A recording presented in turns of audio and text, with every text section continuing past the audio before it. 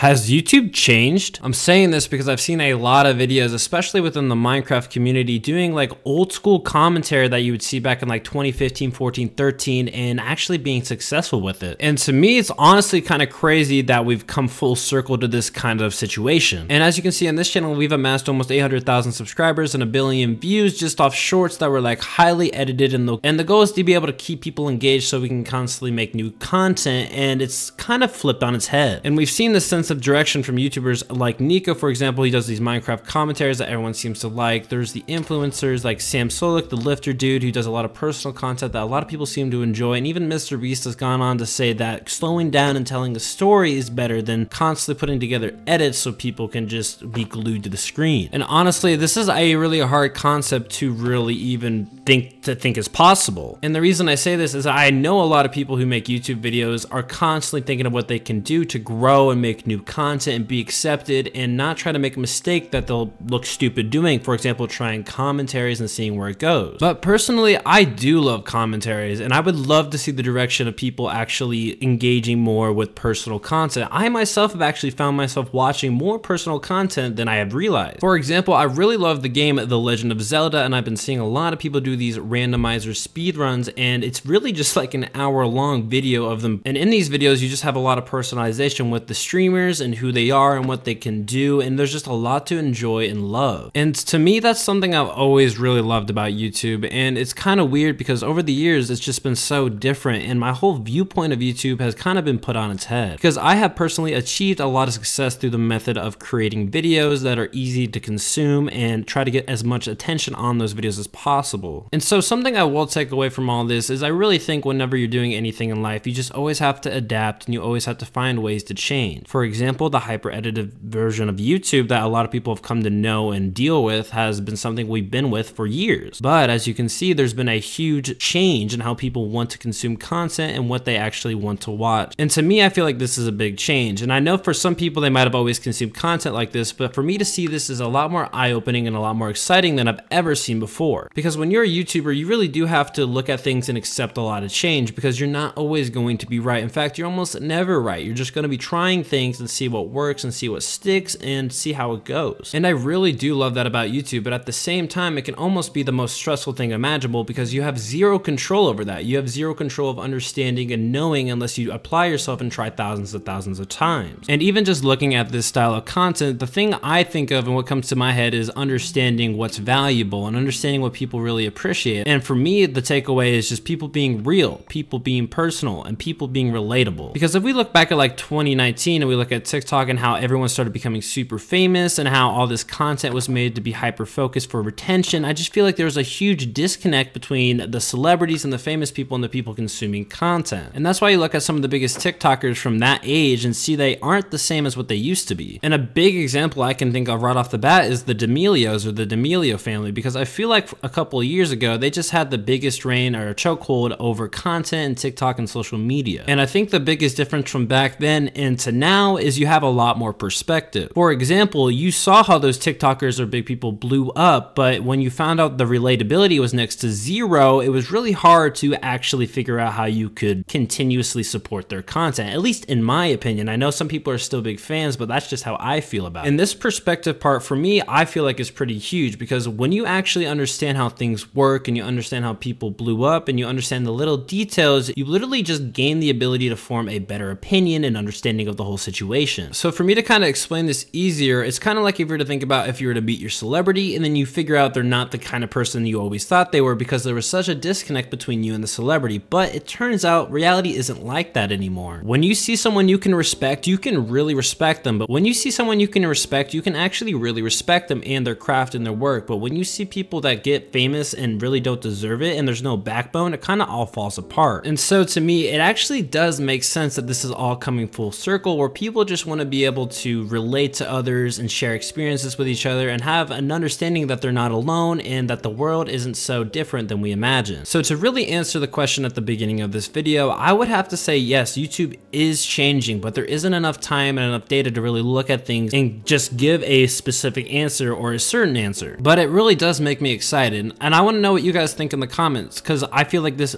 gives way to a lot more opportunities for people to actually get into the industry, like making YouTube videos videos and being a content creator. So I really know what you guys think down in the comments, because I do understand that every single person that watches this video is their own individual person, and I know they have their own preferences and their own likes, and I do value them. And the last thing I want to say is, if you ever want to be a YouTuber, the real thing is it all ends as soon as you stop, but if you never stop, it's never over.